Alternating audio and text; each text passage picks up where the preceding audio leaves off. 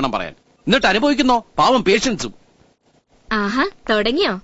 നിങ്ങള് രണ്ടുപേരും ഒന്ന് വഴക്ക് കൂടുന്നത് കണ്ടില്ലല്ലോ എന്ന് ഞാൻ ഇപ്പൊ അങ്ങോട്ട് ആലോചിച്ചതേ ഉള്ളൂ. സാധാരണ ഡോക്ടർ നേഴ്സിനെ വഴക്ക് പറയാറ്, ഇവിടെ നേരെ തിരിച്ചാണെന്ന് മാത്രം. ഞങ്ങള് ഡോക്ടർ നേഴ്സും ഒക്കെ ആവുന്നതിന് മുമ്പേ എനിക്കിത് കിട്ടി തുടങ്ങിയതാ. സത്യം പറഞ്ഞ പരിചയപ്പെട്ടതിന്റെ പിറ്റേ ദിവസം തുടങ്ങിയതാ ഈ വഴക്ക്. ഇപ്പൊ അതിന്റെ 10ാം വാർഷികം ആഘോഷിക്കാറായി. 100ാം വാർഷികത്തിന് മുമ്പെങ്കിലും നിനക്ക് എന്തെങ്കിലും ഒരു മാറ്റം ഉണ്ടാക്കണ്ട കൊള്ളായിരുന്നു. മനുഷ്യരായി എന്തിലെങ്കിലും ഒരു ഇൻട്രസ്റ്റ് വേണം. ചെയ്യുന്ന തൊഴിലിലോ ആർട്സിലോ സ്പോർട്സിലോ അങ്ങനെ എന്തിലെങ്കിലും. ഒന്നിലും താല്പര്യമില്ലാത്ത ഈ മരപ്പോത്ത് എങ്ങനെ എന്റെ ഫ്രണ്ടായി ഓർക്കുമ്പോ എനിക്ക് തന്നെ അത്ഭുത. ആഹാ, മനു ഇവിടെ ഇരിക്കണോ? ലീനയുടെ പ്രോഗ്രാം തീരാറായി. അയ്യോ, നീ കാരണം അത് മിസ്സായി. കണ്ടില്ലേ?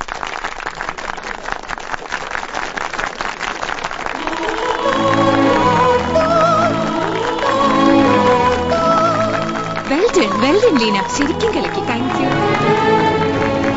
മാർക്ക് പറഞ്ഞ? ഇല്ല, പറയാൻ പോണേ. ഈ റൗണ്ടിൽ ലീന നന്നായിട്ട് പെർഫോം ചെയ്തു. അമ്മയാ? കൺഗ്രാചുലേഷൻസ് ലീന. Thank you. ശ്രമിച്ച ഇനിയും നന്നായിട്ട് പാടാൻ കഴിയും. സംഗതികൾ കുറച്ചൊക്കെ വിട്ടുപോയിട്ടുണ്ടല്ലോ. 40 out of 60.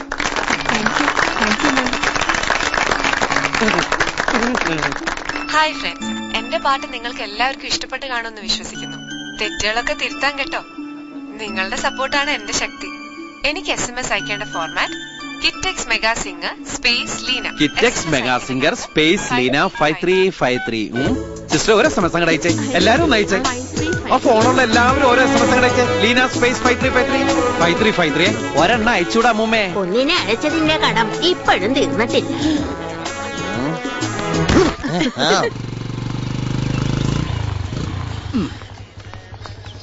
അതെ, എനിക്കൊരു കാര്യം പറയാനുണ്ട്.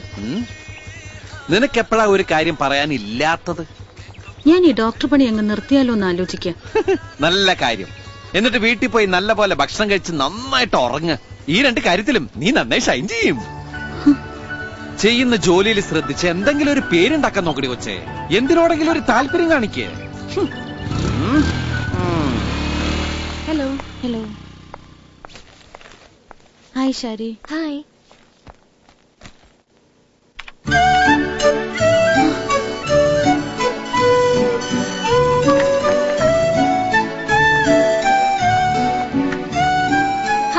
മഷി ഉണങ്ങും മുമ്പ് അതൊക്കെ എടുത്ത് കുളമാക്കല്ലേ. ഏയ്, എന്താ ഇത്? നിങ്ങളുടെ 2ആളുടെ ഫോട്ടോ എടുത്ത് ഞാൻ ഉണ്ടാക്കിയതാ. എങ്ങനെയുണ്ട്? അല്ല, എന്താ നമ്മുടെ ഉദ്ദേശം? ഓ, ചെയ്തില്ലാത്തൊരു ഉപകാരം. നിനക്ക് ഈ ലോകത്ത് ആകപ്പാട് ഒരു കാര്യത്തിലെ താല്പര്യമുള്ളൂ. അതീ മനുകൃഷ്ണനാണെന്ന് അവൻ ഈ 10ാം കൊല്ലത്തിലെങ്കിലും ഒന്ന് അറിയണ്ടേ. പുറമേക്ക് വലിയൊരു സുഹൃത്താണെങ്കിലും അകത്ത് നല്ല അസല് പൈങ്കിള് കാമുകയാണെന്ന് ഞാൻ അവനൊന്ന് അറിയിക്കാൻ പോവാ. നീ നോക്കിക്കോ, ഞാനൊരു സൂത്രം ഒപ്പിക്കാൻ പോവാ. ഇതോടെ നിങ്ങളുടെ 2 പേരുടെയും ജീവിതം കീഴ്മേൽ മറിയും.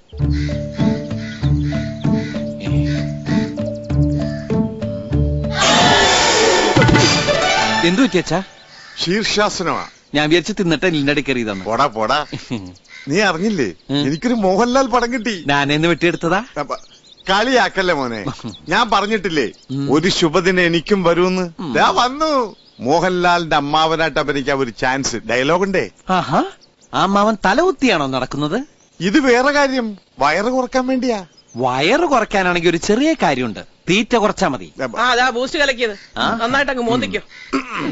ദേ, ഇതൊന്നും സിനിമാ നടന്റെ കാശിന് വാങ്ങിയതല്ല, ഞാൻ വിധി പറഞ്ഞുണ്ടാക്കുന്ന കാശാ. അയ്യടാ, കഴിഞ്ഞ പടത്തിന് കിട്ടിയ റെമ്യൂണറേഷൻ 250 രൂപയാന്ന് എന്റെ കയ്യിലല്ലേ കൊണ്ടുതന്നത്. കഴിഞ്ഞ പടോ? അതെ, അത് ഞങ്ങൾ അറിഞ്ഞില്ല.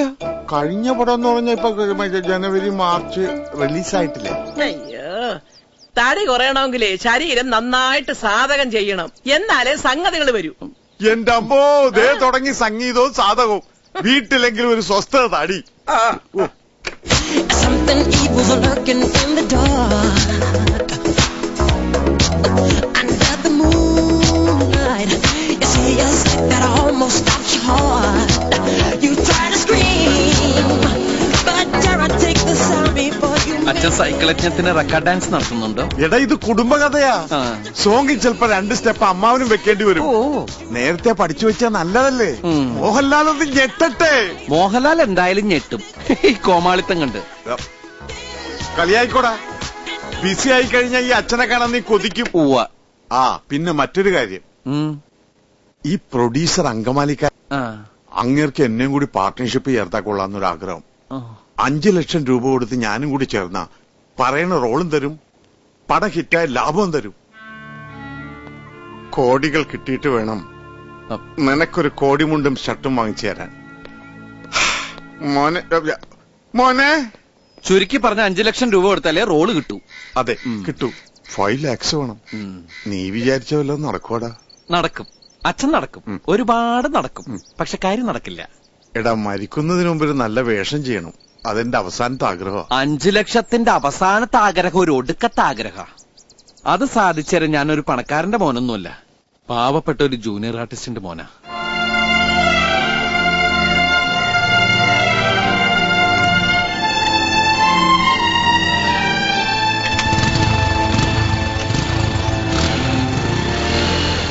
നീ വിചാരിച്ച വല്ലതും നടക്കുവാ?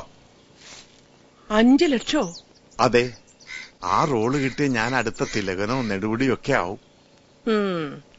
അടുക്കള റേഷൻ കാർഡ് ഇരിപ്പുണ്ട്, അത് പണയം വെച്ച് 5 ലക്ഷം കിട്ടുമെങ്കിൽ എടുത്തു.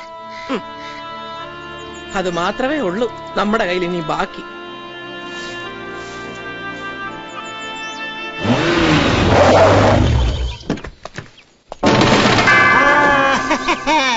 അവനോട് പറഞ്ഞേരെ കളിക്കുന്നത് അവറാനോടാണെന്ന്.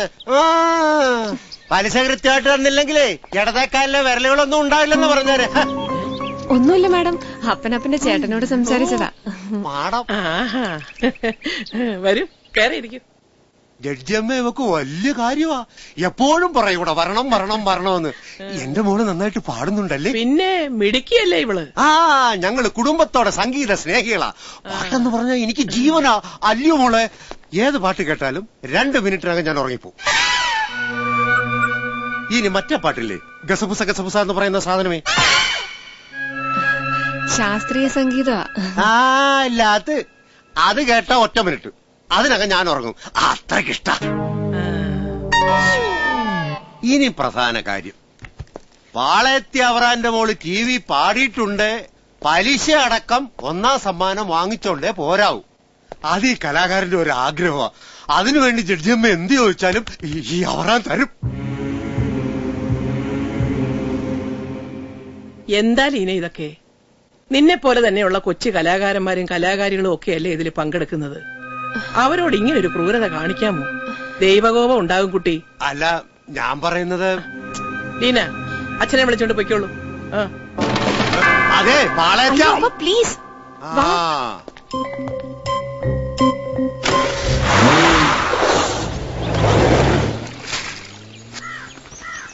അയാൾ ആരാണെന്ന് നിനക്ക് മനസ്സിലായോ?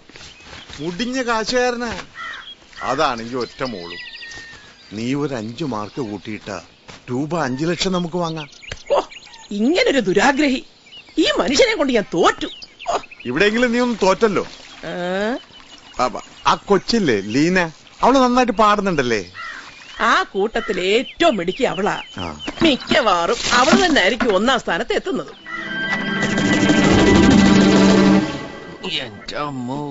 ചേട്ടൻ രാഷ്ട്രീയത്തിലാണോ? എന്താ നല്ല തൊലി, സൂചി അങ്ങോട്ട് കേറുന്നില്ല. ചിരിക്കില്ലേ? ചേട്ടൻ റോഡ് റോളറായിട്ട് ജനിക്കേണ്ട ആളായിരുന്നു. ഹലോ. അതെ, ഞാനൊരു പ്രശ്നത്തിലാ. മനു വിചാരിച്ചാലേ അതിനൊരു പരിഹാരം കാണാൻ പറ്റൂ. എനിക്ക് മനസ്സിലായി, LIC പോളിസി എടുപ്പിക്കാനല്ലേ? ഒരു ലൈഫ് പോളിസിയാണെന്ന് തന്നെ കൂട്ടിക്കോ. പക്ഷെ പ്രീമിയം പണമായിട്ട് വേണ്ട, വാക്കായിട്ട് മതി. ഈ ഡോക്ടർ എപ്പോഴും ഇങ്ങനെയാ, ഒരു കാര്യം നേരെ ചൊവ്വേ പറയേയില്ല, പറഞ്ഞാലോട്ട് മനുഷ്യന് മനസ്സിലാവേയില്ല. ഇത് തുറന്നു നോക്കിയാൽ എല്ലാം മനസ്സിലാവും. എക്സ്റേ? ഒരു തരം എക്സ്റേയാ. 5 മിനിറ്റ് കഴിഞ്ഞ് ഞാൻ മടങ്ങി വരും. അപ്പൊ നല്ലൊരു മറുപടി ഉണ്ടായിരിക്കണം. തരാം.